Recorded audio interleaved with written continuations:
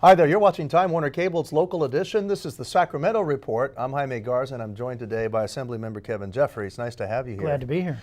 You know, we've been talking about the budget to a lot of folks lately and it's been in the headlines. And when you're talking about trying to balance the budget, when you're trying to figure out how to make your money work harder and to make it go further, you have to make some changes.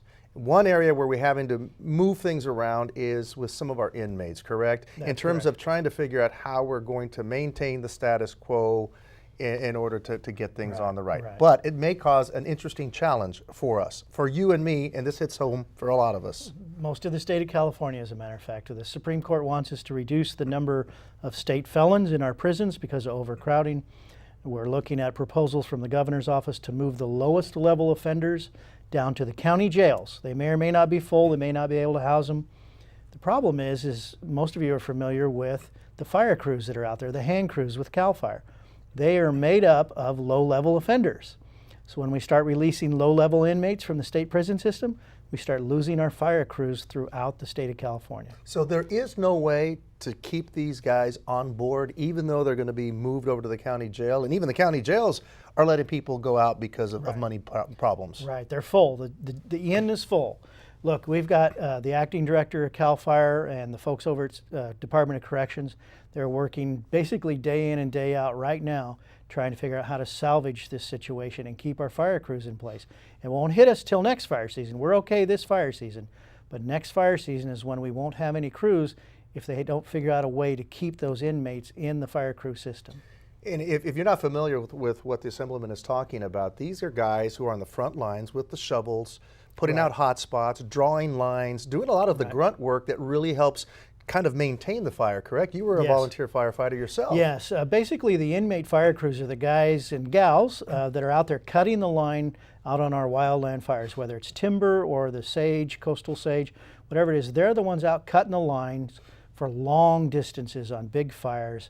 And without them, it would be really tough for our full-time professional and our volunteer firefighters to contain a lot of these big fires. Did you say we're talking something like 3,000 Yeah, men that's and the women? numbers I've got, is about 3,000 inmates are involved throughout the state. I think over 100, give or take 100 fire crews across the state.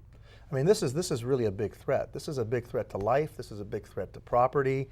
We depend on these guys and gals to do this. Yes, and myself and Senator, now Assemblyman Jim Nelson, we're working on this with the officials in the administration, department heads. I think they'll find a solution, but they're very worried, they're very concerned, as they should be. This is important to the state. Explain to the people who are watching who may not understand, the men and women who do this job, these low-level offenders, they volunteer. They're not forced to do this, correct? Right, it's a volunteer to sign up to. Basically, you get to leave the hardcore lockdown prisons and go out to the conservation camps in the rural settings where you have to be a low-level, good behavior kind of inmate to even be considered for that. And then you go to about 2 months of training, then you get assigned to these fire crews. And this is not an easy job. So what happens if, in fact, we lose this vital resource? How do we make up with it when a lot of our fire departments, state and local, are fighting budgets? Well, we don't have an easy fix to this. We bring in our National Guard sometimes to do some of these firefighting efforts. We bring in hand crews from out of state. But for in-state, we don't have a solution at hand right now. I mean, maybe we could hire more firefighters, but our state budget's not going to allow that to happen. So we don't have an alternative. We don't have a plan B just yet. We're hoping the counties will turn around and put those inmates back into custody of CAL FIRE and Department of Corrections, but it may come with some money, some costs. Doesn't make me feel very comfortable, I'll tell you that, a little uneasy. Assemblymember Kevin Jeffries, thanks so much, and thank you at home for watching Time Warner Cable's local edition of the Sacramento Report. And always remember, you can catch this interview and others if you'd like on My Government On Demand. You'll find that on Channel 1. Also now, you can find us on YouTube.